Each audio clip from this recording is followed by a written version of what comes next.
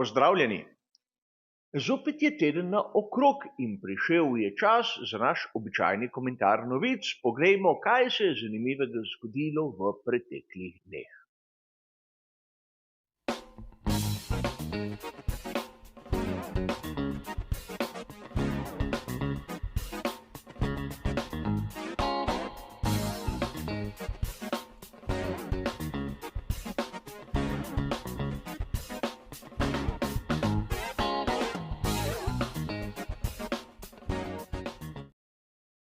Tudi tokrat, v letos že 10. komentarju novic, bomo govorili o vsem tistem, kar po mojem osebnem mnenju ni dobilo dovolj poudarka v raznih medijih, ki se ukvarjajo s Formulo 1 ali pa rabi neke vrste dodatni komentar.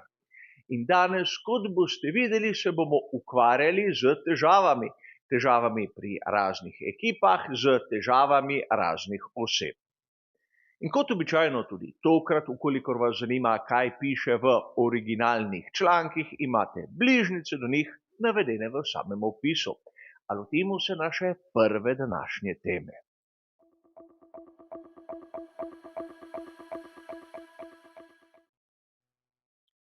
Težavam v ekipi Alpine ni videti konca.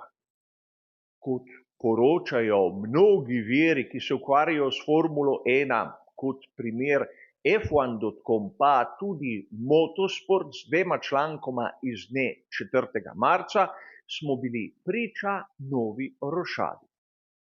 A naj vas malce spomnim, sredi lanskega leta smo videli, da so pri tej francosko-britanski ekipi odstavili celotni vrh.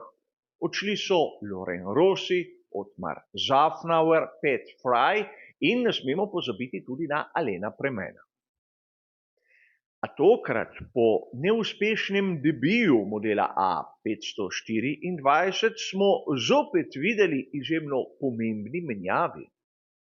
Odšla sta tako nov tehnični direktor Matt Harman in seveda šef aerodinamikov Dirk de Boer. In kar naenkrat nam je lahko postalo jasno, zakaj oba Alpina na sami dirki sta bila daleč pod pričakovanji. Bodimo iskreni, na kvalifikacijah sta bila zadnja, na dirki le malce boljša, ker so drugi imeli težave.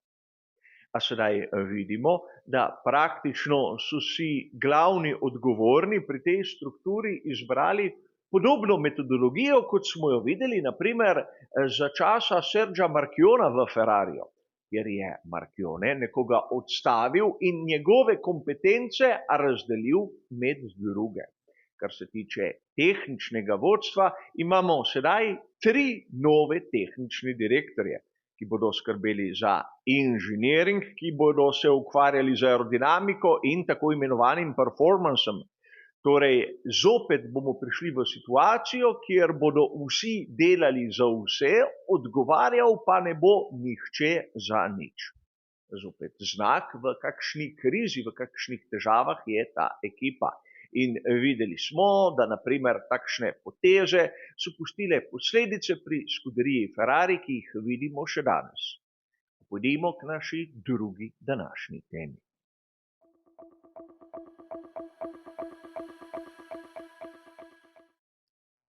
Tudi predsednik FIE, Mohamed Ben Sulayem, je v težavah. Že spet. In o tem so poročali mnogi viri v preteklih urah. Sam navajam članek, ki je bil objavljen na spletni strani Race Fans, zopet 4. marca. In zakaj pravzaprav gre? V javnost je prišla novica, da je pravzaprav pred letom dni hotel vplivati na razplet velike nagrade Saudske Arabije.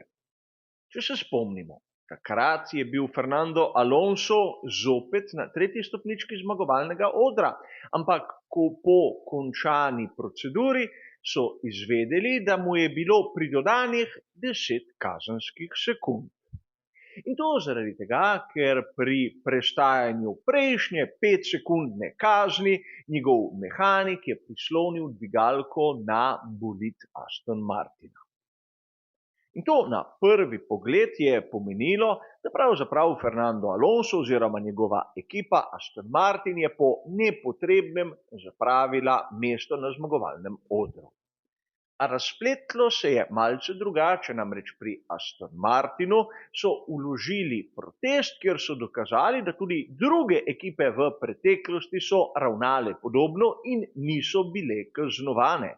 Ker je bilo pravilo zapisano nejasno, so pri FIA protest sprejeli, Fernandu vrnili tretje mesto in na to bolje definirali, kaj to pomeni prestajanje kazni.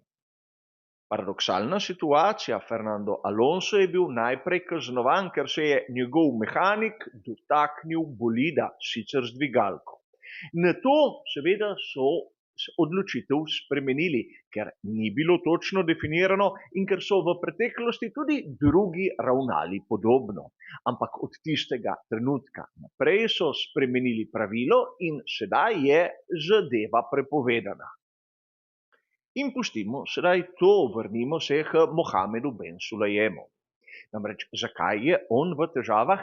Ker je hotel vplivati na samo razsodbo. Vsaj tako izhaja iz zapiska italijanskega delegata, ki je bil tam prisoten.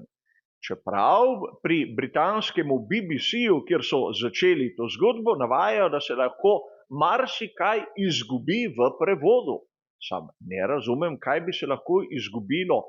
Ben Sulejem je vplival ali ne, nekih umestnih rešitev ni. A kot običajno smo v Formuli 1, kjer se lahko iz kakšne nedolžne opaske razplete celotna afera. Meni je zanimivo nekaj drugega, kako da celo leto o tem nismo slišali nič, tik pred začetkom velike nagrade Saudske Arabije pa plane ta novica na prvo stran po skoraj točno 12 mesecih. Zgolj slučajno.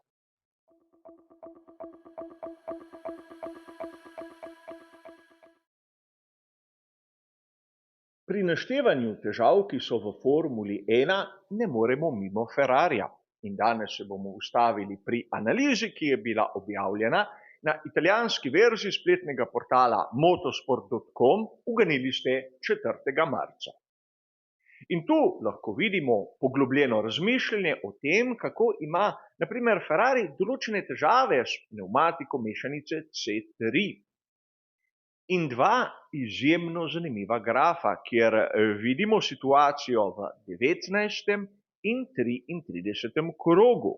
V 19. krogu vidimo primerjavo Carlosa Sainza mlajšega na pnevmatiki hard, torej C1, in Maxa Verstappena z isto mešanico, kjer lahko ugotovimo, da pravzaprav Sainz ni bil tako počasen.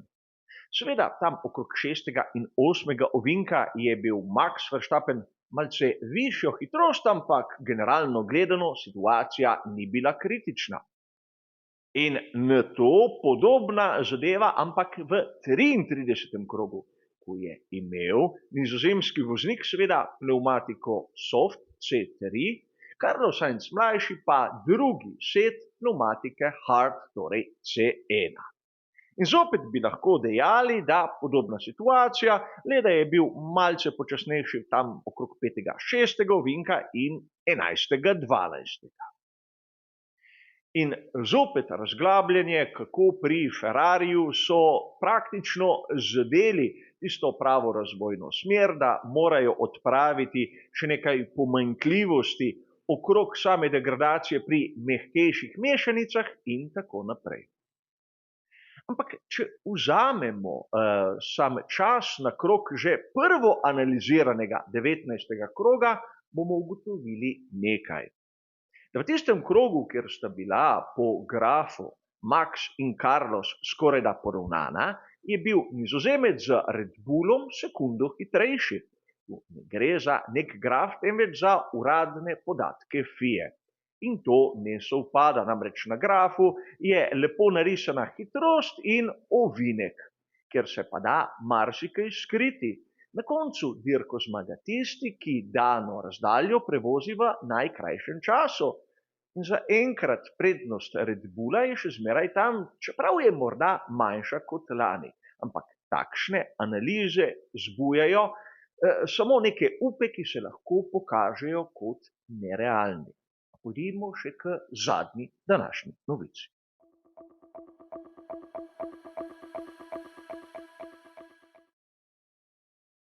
O težavah Kristjana Hornerja smo v zadnjih tednih govorili na dolgo in široko.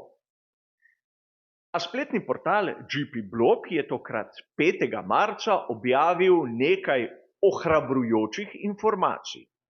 Prva je ta, da na prihajajoči veliki nagradi Savdske Arabije na progi v Džezi Jos Verstappen ne bo prisoten v boksih, namreč zaseden je z relijem v Belgiji. A tisto, kar je meni osebno bilo bolj pomembno, je naslednje.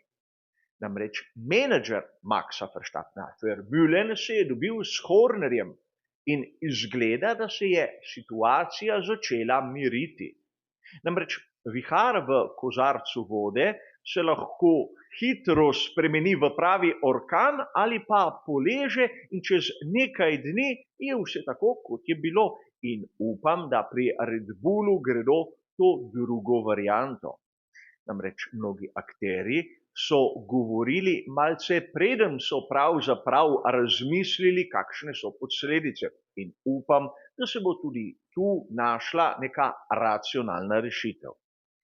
Kar se tiče današnjega komentarja novic, bo to vse. Hvala za vašo pozornost in nasvidenje.